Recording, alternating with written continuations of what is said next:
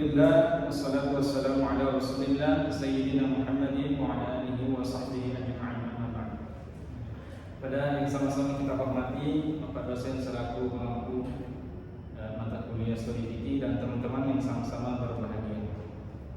Puji syukur kepada Allah Subhanahu wa taala serta salawat serta salam kepada baginda Rasulullah sallallahu alaihi wasallam.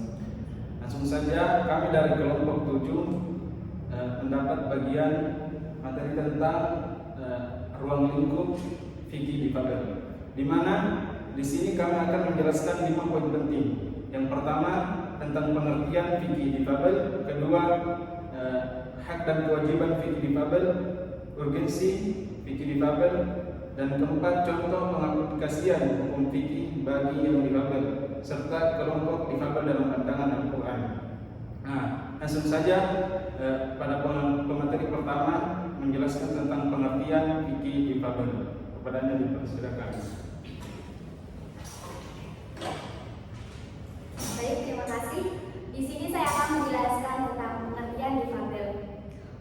Penyandang disabilitas atau difabel adalah orang yang hidup dengan karakteristik khusus dan memiliki perbedaan dengan orang pada umumnya.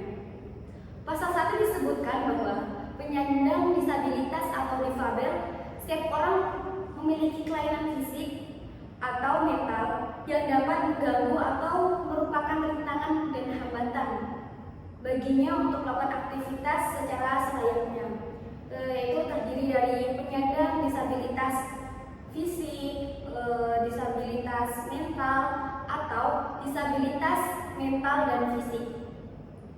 Secara umum, disabilitas atau difabel itu dibagi menjadi 3 kategori, yaitu disabilitas atau difabel berat, sedang, dan ringan. Maka jenis-jenis penyandang disabilitas atau difabel itu dibagi menjadi 4 jenis, yaitu yang pertama penyandang disabilitas fisik, yang kedua penyandang disabilitas intelektual, selanjutnya penyandang disabilitas mental, selanjutnya penyandang disabilitas sensorik. Mungkin di sini saya akan menjelaskan hanya pengertiannya, untuk secara rinci akan dijelaskan oleh pemateri selanjutnya. Terima kasih. Baik, terima kasih kepada materi. Selanjutnya materi tentang kelompok difabel dalam pandangan Al-Quran yang akan dijelaskan oleh saudara Ali Hamdi. Bapak Hamdi, persilakan. Baik, saya sekarang akan menjelaskan kelompok difabel dalam pandangan Al-Quran.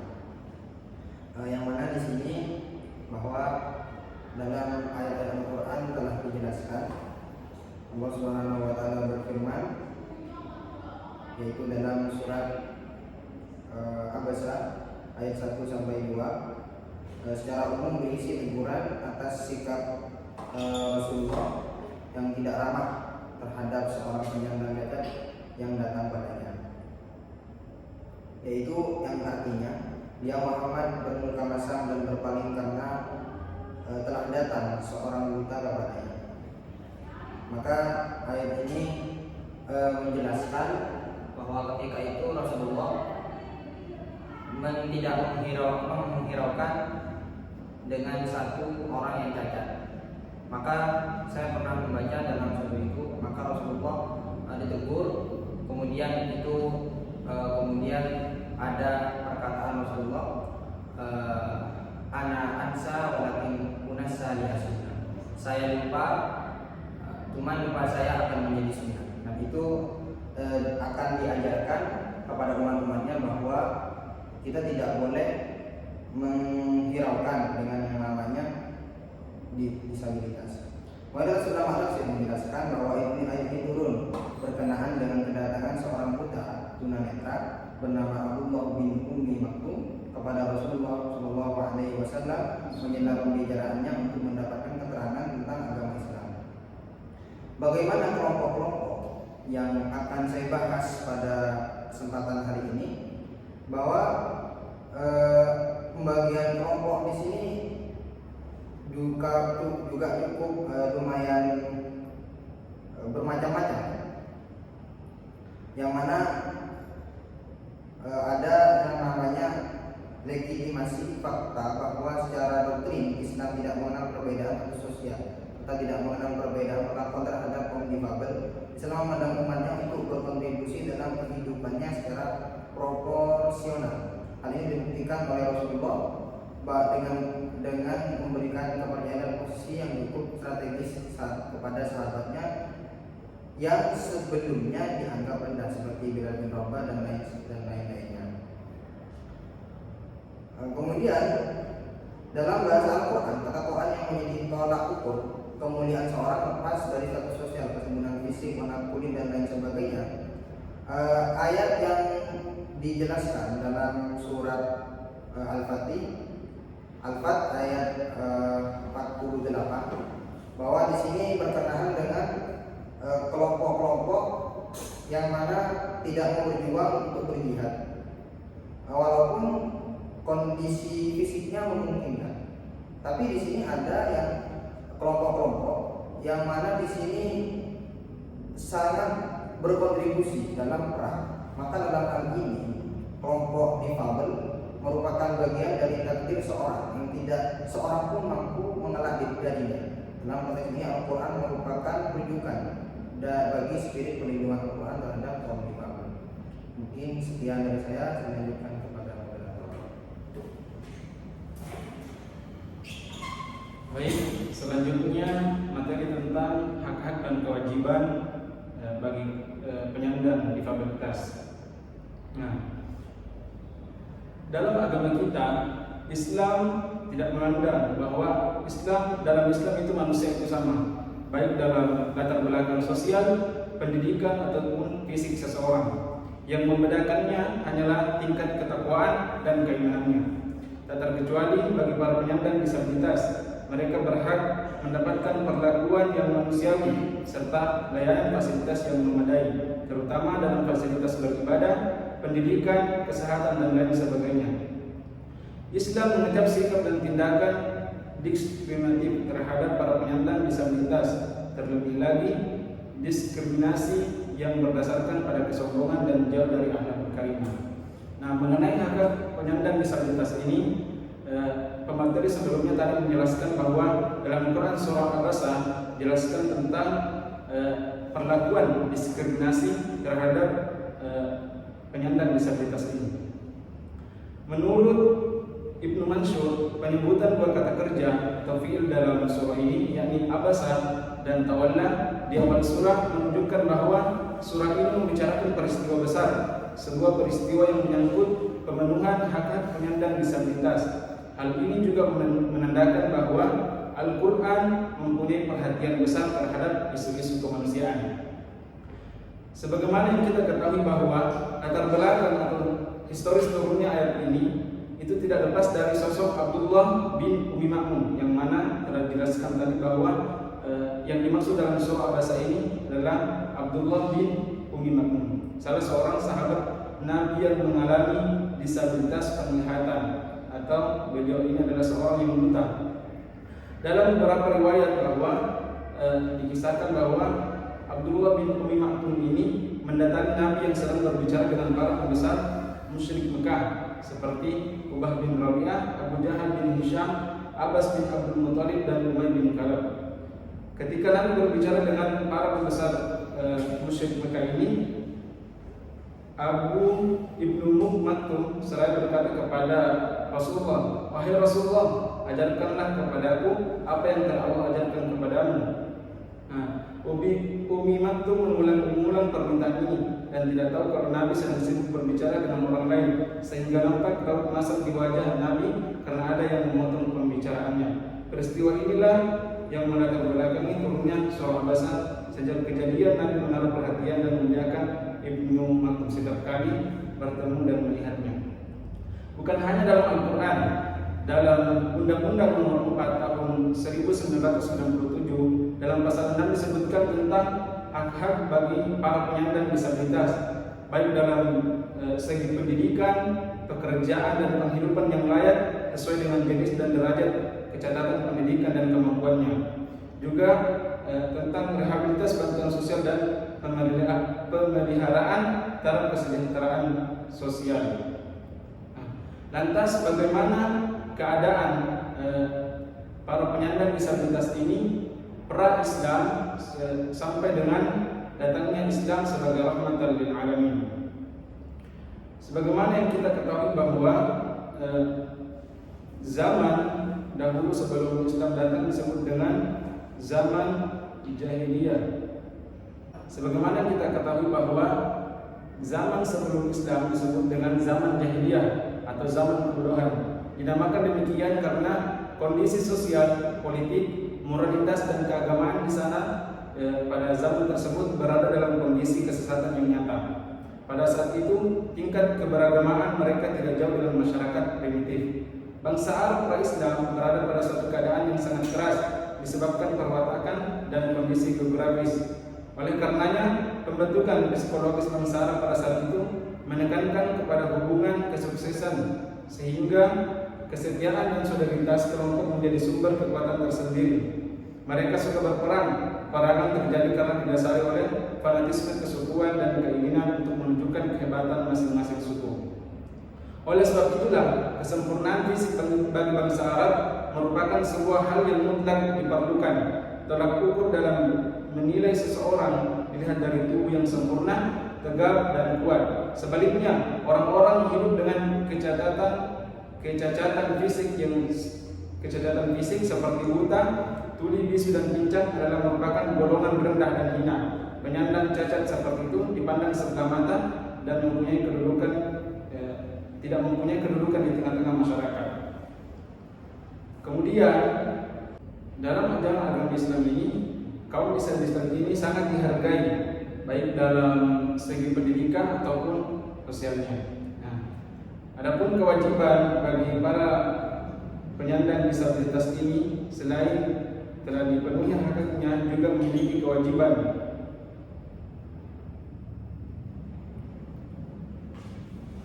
tetap menjalankan kewajiban syariat selama akal mereka masih mampu bekerja dengan baik. Tentunya pelaksanaan kewajiban itu dengan mempertimbangkan dan memperhitungkan kondisi yang ada pada diri difabel tersebut.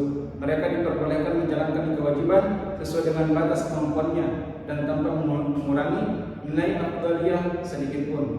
Melakukan kewajiban sesuai dengan batas kemampuan bukan berarti untuk menggantengkan kewajiban itu sendiri, melainkan disesuaikan dengan kemampuan yang dimilikinya, seperti halnya dalam menjalankan perintah sholat.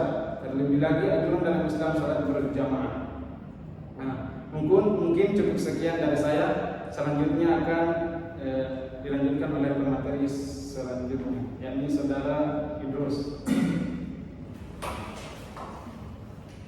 Baik, saya akan menjelaskan tentang materi urgensi difabel.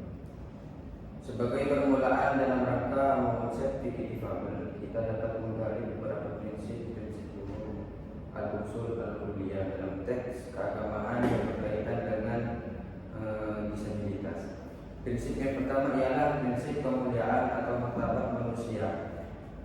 Tauhid yang murni akan melahirkan kesadaran bahwa setiap manusia bagaimanapun keadaan dan kondisinya memiliki martabat yang sama dan setara di hadapan Tuhan Yang Maha Esa. Hal ini sebagaimana ditegaskan dalam hadis Nabi bahwa yang akan dilihat oleh Allah bukan muka dan harta melainkan hati dan amal. Artinya tolak ukur untuk menyebut manusia itu mulia atau tidak bukan hal-hal yang bersifat fisik duniawi, melainkan nilai ketakwaan yang dimiliki. Konsep kemuliaan manusia atau human dignity dalam Islam juga dijelaskan dalam beberapa ayat Al-Quran seperti Al-Isra ayat 70 dan lain sebagainya, yang secara terang menjelaskan bahwa Allah memiliki manusia sebagai makhluk paling mulia di atas makhluk yang lain, yaitu prinsip kemuliaan manusia yang melekat pada setiap insan pada dirinya memiliki konsekuensi lain jauh dibanding sekadar memberikan penghormatan kepadanya. Adapun prinsip yang kedua adalah inklusivisme sebagai turunan dari nilai-nilai dasar keadilan. Inklusivisme dalam dimaknai sebagai prinsip keterbukaan atas semua golongan atau kelompok manusia untuk dapat memperoleh hak yang sama dan hak hidup dalam ruang fisik, kebersamaan tanpa membedakan agama, suku, bentuk ataupun fisik dan lain sebagainya. Prinsip ini mendorong setiap individu manusia untuk dapat saling memberi ruang dengan manusia lain untuk bersama-sama dalam hal apapun tanpa ada diskriminasi. Hal ini selaras dengan semangat Al-Quran surat Al-Hujurat ayat 13. Ayat ini menerangkan tentang hakikat penciptaan manusia yang diciptakan oleh Allah dengan berbagai diferensiasi. Namun alih-alih bermakna negatif, diferensi tersebut justru menunjukkan pada makna yang positif. Sayyid Qutb dalam tafsirnya menjelaskan bahwa tujuan utama dari berbagai diferensiasi penciptaan manusia bukanlah untuk menciptakan permusuhan dan perselisihan, namun untuk membangun kesepahaman dan keharmonisan satu sama lain. Perbedaan warna kulit, bentuk fisik, ras, suku ataupun bangsa, juga tradisi dan budaya hendaknya tidak menjadi alasan untuk berseru, akan tetapi seharusnya menjadi spirit untuk saling tolong menolong, bahu membahu dalam mewujudkan peradaban yang berkemajuan. Adapun prinsip yang ketiga adalah penghormatan dan kemajuan kebutuhan hidup berbasis ilmu. Islam sebagai agama ilmu memiliki doktrin kuat tentang etos keilmuan. Franz Rosenthal menyatakan bahwa ilmu merupakan salah satu konsep yang mendominasikan Islam dan memberi bentuk dan kompleksitas yang khas kepada peradaban Islam. Karenanya umat Islam sudah semestinya memberi perhatian lebih bagi pengembang keilmuan dengan melakukan berbagai riset dan kajian. Quran surat Al-Mujadalah ayat 11. Masa kemasan Islam dulu dalam memberikan buah manis dari suatu kelompok masyarakat yang menomorsatukan ilmu. Ini umat Islam pada generasi berikutnya sudah seharusnya memiliki kesadaran untuk mengembangkan ilmu pengetahuan dan teknologi demi kemaslahatan hidup umat manusia secara umum. Dalam semangat fikih difabel ini, ilmu pengetahuan dan teknologi dikembangkan untuk memperhatikan kemaslahatan dan kebutuhan kaum difabel. Umat Islam dalam hal ini bisa mengambil contoh dari umat lain yang telah menciptakan berbagai temuan teknologi yang ramah difabel. Bahkan tidak hanya itu, mereka juga dalam membuat alat-alat khusus yang diperuntukkan untuk penyandang disabilitas serta kaki dan tangan palsu berteknologi tinggi. Mungkin sekian dari saya serahkan ke moderator. Baik, terima kasih. Selanjutnya materi tentang contoh pengaplikasian hukum fikih bagi penyandang difabel akan dijelaskan oleh saudari Aminah. Kepadanya dipersilakan.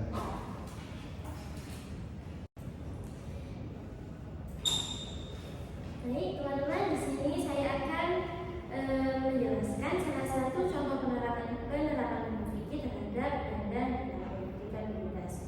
Nah, di sini kelompok kami memilih contoh yakni bagaimana sholatnya orang yang menggunakan kateter urin. Nah, sebelum kita masuk ke sana, saya akan menjelaskan dulu apa sih kateter urin. Jadi kateter urin itu adalah sebuah alat medis yang digunakan untuk membantu mengalirkan urin yang terhambat akibat suatu penyakit. Nah, biasanya kateter urin ini digunakan untuk proses pengobatan seseorang atau bisa untuk observasi. Kalau untuk yang proses pengobatan ini biasanya digunakan bagi pasien yang mengalami kesulitan untuk urin itu bisa keluar, bisa karena terhambat pada kandung kemihnya dan sebagainya, sehingga perlu alat ini. Nah, alat ini berupa selang yang langsung dari kandung kemih dialirkan keluar seperti itu. Jadi memang seseorang ini tadi akan urinnya itu terus mengalir seperti itu karena ya terhambat tadi.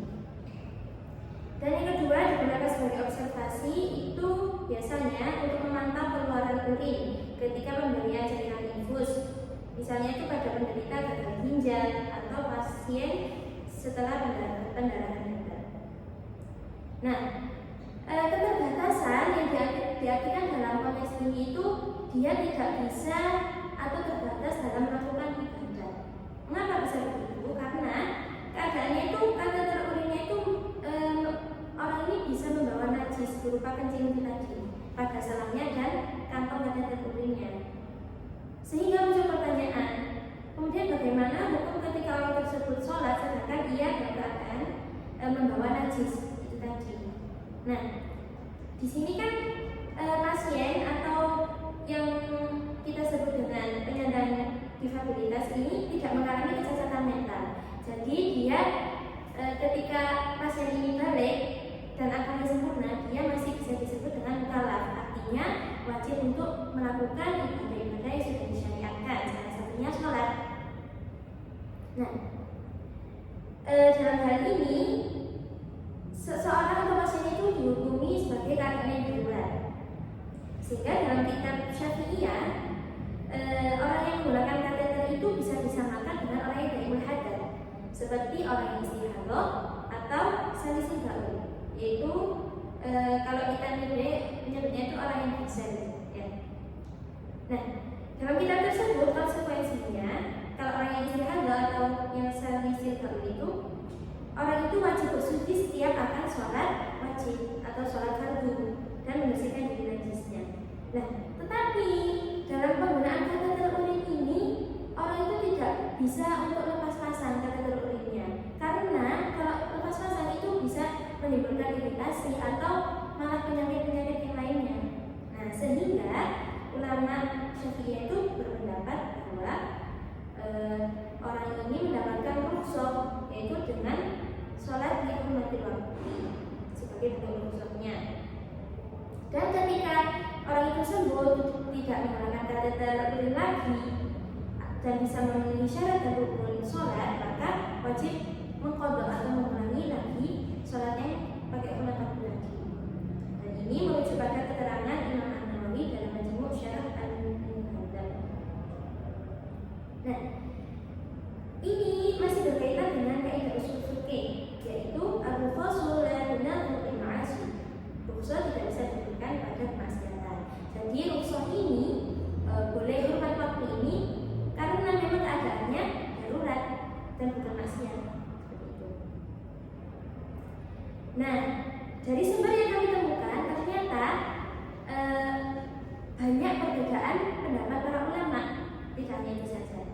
Tapi ala kulihal, ketika seseorang atau pasien ini ingin bersuci, ingin melaksanakan sholat, maka langkah praksis apa yang bisa dia lakukan? Nah, yang kami temukan yang pertama, hendaknya najis itu dibersihkan dulu atau diminimalisir. Selain pakaian atau alas tidur, kantong kateter itu dikosongkan dulu. Lalu bagaimana kalau mengosongkan kateter tadi kan masih ada sisa-sisa urin? Nah, itu najisnya bagaimana? Merujuk pada keterangan di Hasyiatul Jamal Syarh Al-Minhaj di 1/242, maka najis itu dimakfu. Kemudian setelah diminimalisir najisnya, melakukan bersuci sesuai kondisi fisiknya. Nah, jika ini diibaratkan dengan orang yang salisil baul, maka harus bersuci setiap akan sholat. Tapi karena tadi ya kondisinya itu tidak bisa dilepas pasang kateter urin, sehingga ulama ketika juga merumuskan yang paling tepat adalah hurmat waktu, karena memang susah. Nah, kemudian muncul lagi pertanyaan, bagaimana jika ia harus menggunakan kateter terus-menerus? Nah, gitu ya. Maka di sini perlu dipertimbangkan lagi apa hambatan yang dinilai sebagai kondisi darurat dari permasalahan tadi, dan bagaimana meminimalisir najis itu bisa dilakukan dengan langkah-langkah yang sudah saya jelaskan tadi. Sehingga intinya kalau seseorang ini harus pakai kateter terus, ya dilihat perkembangannya, terhambatnya itu di mana aja dan dirumuskan lagi bagaimana seperti itu. Sehingga hikmahnya apa? Bahwa syariat Islam itu ketika dihubungkan dengan permasalahan hadis itu tidak hanya melihat sisi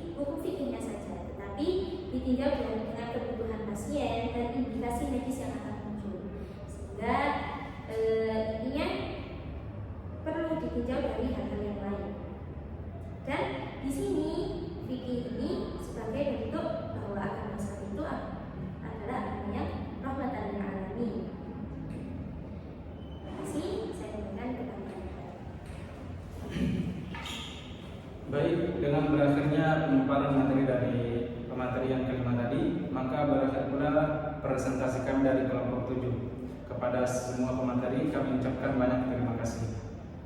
Sekian dari kami. Wassalamualaikum warahmatullahi wabarakatuh.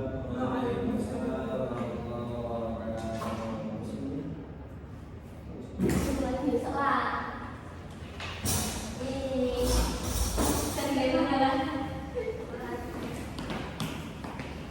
Foto